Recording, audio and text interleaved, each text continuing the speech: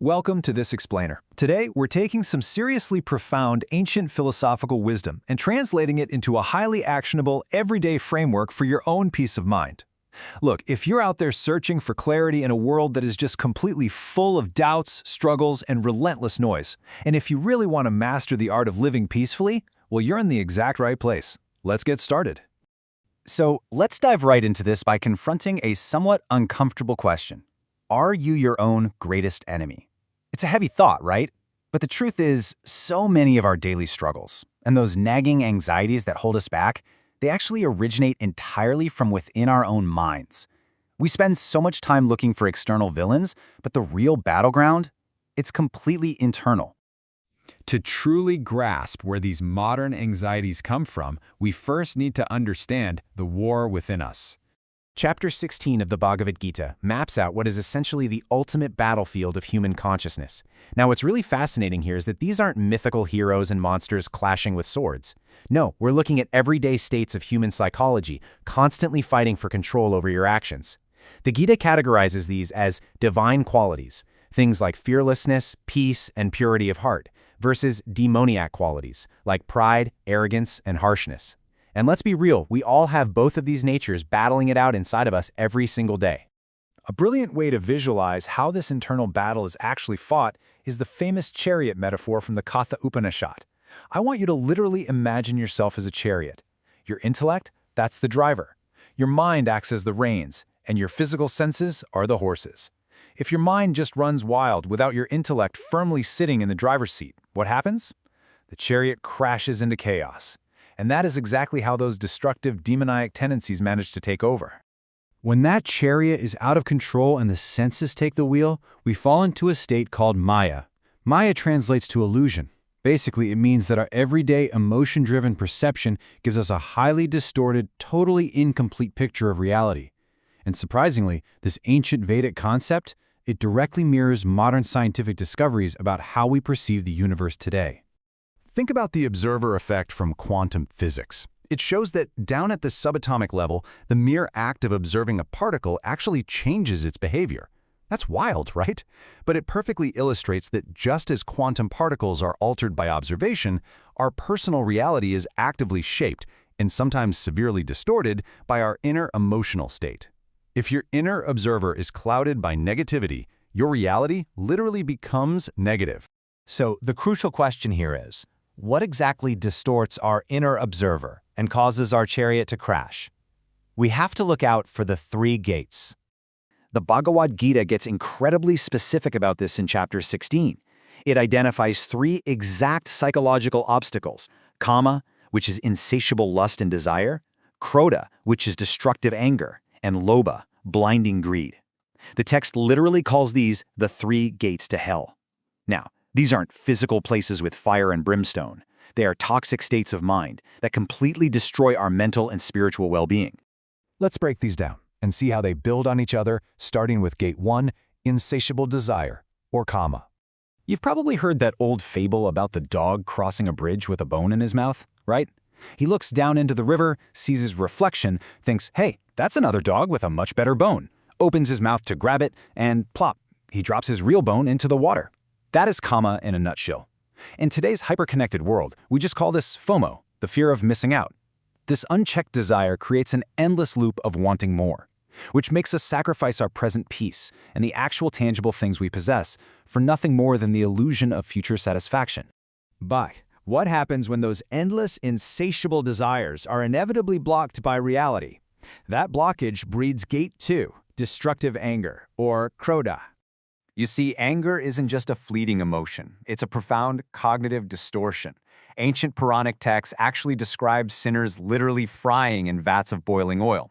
But the much deeper psychological reading here is that anger literally fries our nervous system and completely chars our rationality. It forcibly throws your intellect right out of the driver's seat of your chariot, plunging you straight into an inner hell of your own making. So how on earth do we stop the chariot from crashing when we feel that intense fire bubbling up? Well, here is a highly practical, science-backed way to force your intellect back into the driver's seat. Simply count backwards from 100 to 1. I know, it sounds incredibly simple, almost too simple. But forcing your brain to do sequential math actually breaks the psychological loop of rage. It literally buys your intellect the critical time it needs to take the reins back from your panicked senses. Okay, so once we get a handle on desire and anger, we still have to face the stealthiest trap of all, Gate 3, blinding greed or lobha. To understand how to overcome this urge to hoard, ancient texts often use these wonderfully simple, relatable parables. Take the story of a young boy named Dambya. His mother gives him 2 pieces of a sweet called a paitha. Now, rather than hoarding them in his room or just scarfing them all down himself, he immediately divides them up. He gives pieces to his mother, his brothers, his father, and even an alms seeker who happened to knock at the door. He keeps almost nothing for himself. We can actually break Dambya's seemingly simple actions down into a highly practical psychological framework for our own modern lives. Step 1. Recognize what you've been given as a blessing. Step 2. Exercise Dhamma, which is actively controlling that sensory urge to just consume everything yourself. Step 3. Consciously divide and share it with those around you. And step 4. Practice dhanam, offering something to someone in absolute total need. When you break it down this way, it becomes so clear that true, lasting peace comes directly from renouncing greed and wholeheartedly embracing a culture of sharing.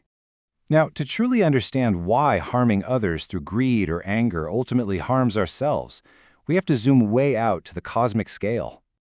When we compare the Nasadiya Sukta, which is a hymn from the ancient Rig Veda, with modern Big Bang cosmology, the parallels will absolutely blow your mind. The ancient text describes one windless breath arising from the power of heat and transforming into mighty forces. This perfectly parallels the modern scientific understanding of our universe rapidly expanding from one singular, incredibly hot primeval atom, where energy literally transformed into matter. It goes to show that absolutely everything in existence expanded from one singular unified point of origin. And this brilliantly exposes why our everyday surface-level perception is so flawed. The classical illusion tells us that we are all totally separate beings, just fighting each other for limited resources. But modern quantum entanglement? It proves that particles that once interacted remain inextricably connected, instantly affecting one another even across light years of space. It essentially proves the ancient Upanishadic truth: separation is a complete illusion, because we fundamentally originated from the exact same source. Harming someone else out of greed or anger is, quite literally, harming yourself. This profound interconnectedness is often depicted in texts like the Isha Upanishad as the cosmic tree of life.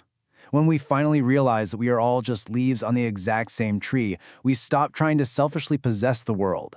Instead, we start treating every single moment of life, every interaction, and every breath as a shared, divine gift. So, we've covered the cosmic theory and mapped out the psychological battleground. Let's bring it all home with an actionable conclusion. At the end of the day, navigating modern life comes down to structured daily practice. You can start right now with simple daily introspection, honestly asking yourself, are my actions today being driven by divine or destructive tendencies? Try practicing the Patanjali yamas, like nonviolence and truthfulness, in your everyday mundane interactions. Follow the advice of the Mundaka Upanishad and make an effort to prioritize higher self-knowledge over just accumulating more material facts. And when things inevitably get heated, remember to just pause and reverse count. By systematically practicing this kind of self-awareness, you firmly place your intellect right back in control of the reins. Look, I know it takes a lot of conscious effort, but you genuinely possess the profound power to shape your reality. The chariot is yours to command. So I want to ask you as we wrap up, will you let lust, anger, or greed drive your chariot into chaos today? Or will you step up, take back the reins, and find your peace?